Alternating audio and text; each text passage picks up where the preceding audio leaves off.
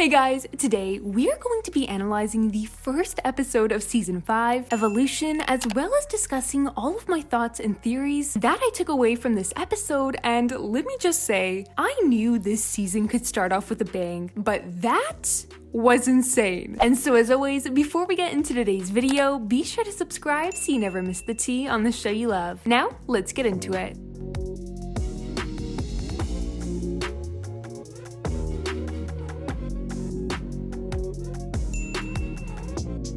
So right off the bat, we're picking up from where we left off on in the season 4 finale, which when you really think about it is crazy, because that means that all of the events that happened in this episode, Risk and Strike Back, all happened in the same day. And so as Monarch is carrying on with his speech, he's interrupted by Cat Noir and Ladybug after the two destroy his shield and Akuma formation, which is when we then hear Cat Noir go to say, "It's you and me," leaving a very assured look on Ladybug's face. And I love this, not only because it's LadyNoir and I've been extremely deprived of seeing the two of them happy together, but because this is a line that we hear again throughout this episode, and not just from Cat Noir, but as well as Ladybug. Now we then get an update of Gabriel in his lair along with all the Kwamis, and as he's explaining out loud his plan as to how he'll use Ladybug and Cat Noir's Miraculous, Sass goes to warn him about the consequences of doing so, and how in return, it'll have to be a life for a life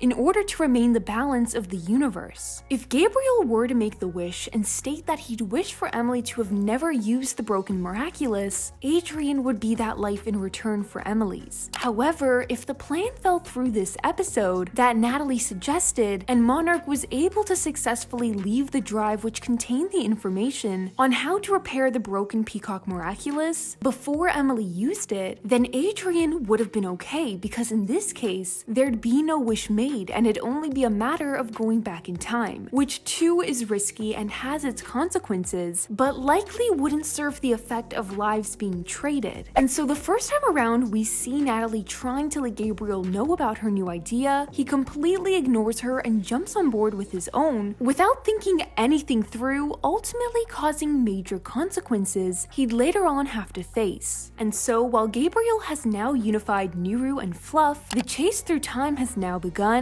and as Ladybug and Cat Noir get a glance of themselves too traveling through time, that's when Bunnix appears. As the three of them enter the barrow, they find Monarch back in time to the exact moment before Lady Wi-Fi attempted to take Ladybug's Miraculous, which got me thinking back to something that was mentioned at the hashtag festival in which the writing team was at, and mentioned about how in Lady Wi-Fi she didn't take Ladybug's earrings because she was unaware of the rules. However, that'll be something that's answered in the beginning of Season 5, and I believe that was this very moment. From that point onwards, we begin seeing Monarch using Miraculous after Miraculous, which begins to take a toll on his body, and after he successfully paralyzes Bunnix, he makes his escape into the next moment from the past, and this time being in riposte. With Bunnix now unable to use her Miraculous, Cat Noir goes to offer it to Ladybug when she reminds him that it's you and me, and I loved the design of his unification. Now, a common question many people had after watching this episode was how it was possible for Rabbit Noir to continue using the Rabbit Miraculous without detransforming, since he'd already used it as well as his Cataclysm, and the answer is that the Rabbit Miraculous is not affected by normal time. We then see the three continuing to travel through time, with the next destination being in Heroes Day, then Annie-Man, where we get the chance to see what happened with Alia and Nino when the two were trapped together, and even further into the past in the exact moment in which we'd previously seen through a flashback between Marianne and Fu in Backorder. As Monarch continues to advance through time, he's come to face his consequence of using too many Miraculouses, and yet again he has to rely on Natalie, this time for simply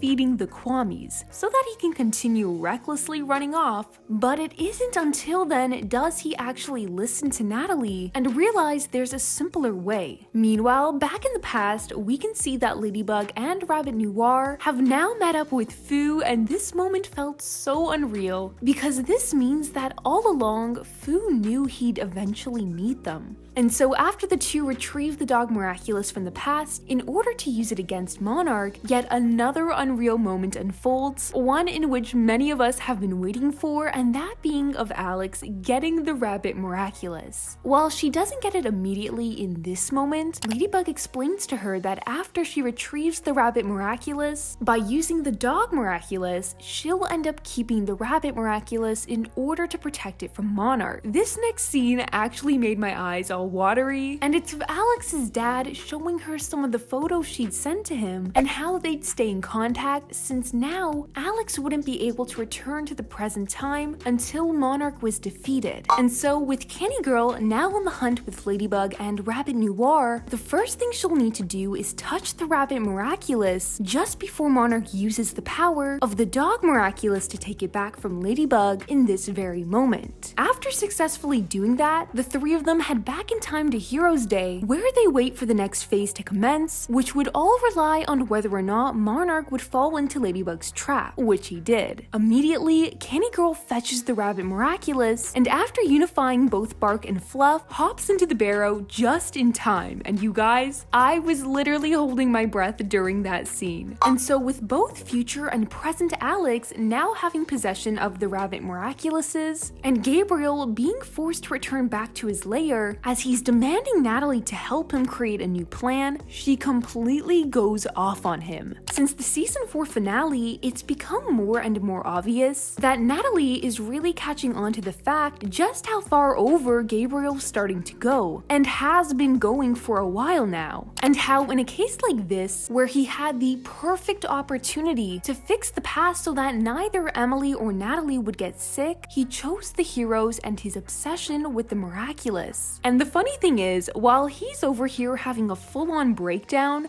the entire fandom is just here cheering Natalie on for finally standing against Gabriel, because without her, he would not have been able to accomplish nearly as much as he has. She's helped him fix the Peacock Miraculous, find a way to break the magical charms, and most notably, has practically raised Adrian since Emily was gone. Now, as I've already explained in my previous videos, I definitely do not think this is the end of Gabriel and Natalie's alliance. However, seeing as the following episode, Multiplication, will revolve around Miss Tsurugi and having her be akumatized, plus her brand logo now being in the season 5 intro, this is all foreshadowing that while she's kept quiet these past seasons, it's time we come to learn more about her motives and what's in it for her if the agreement she has with Gabriel goes through. Along with her, I have a feeling we can expect to see a lot more of Lila this season, and Audrey, and possibly anyone else a part of his alliance, like Andre, Amelie, and maybe even learn what happened to Felix's father, which if you ask me what I think it was that led to his downfall, I believe it was the Peacock Miraculous. However, I'll definitely go more in depth about my theory on him in a future video. And so as always, what do you guys think? Multiplication will be airing June 20th at 6:30 p.m. Eastern Time from Gloob, and speaking about Multiplication, something I've yet to cover in a video was actually the end line spoken towards the end of the Multiplication trailer, when we hear what sounds like Natalie telling Gabriel that the prototype worked, which got me thinking about the rings. With Gabriel now having to reevaluate and learn from his mistakes in evolution, this prototype might be something in which could help Gabriel in future battles, and when it comes to lending out Miraculouses to his akumatized victims. We know by the intro these rings will eventually come into play, and it's only a matter of when and why. Seeing how much he struggled in evolution, this might be a way for him to still be able to carry around all the Miraculouses and Kwamis without feeling the after effects. Not to mention, in the Multiplication animation trailer, while we see Ikari Gozen having the power she's offered in her akumatized form, and now the power only the Mouse Miraculous would grant, we don't actually see the Mouse Miraculous on her, which has me wondering if that as well could have something to do with the whole prototype situation. As always, be sure to let me know your thoughts and theories down below, and subscribe so you never miss the tea on the show you love, and I'll see you guys in the next one.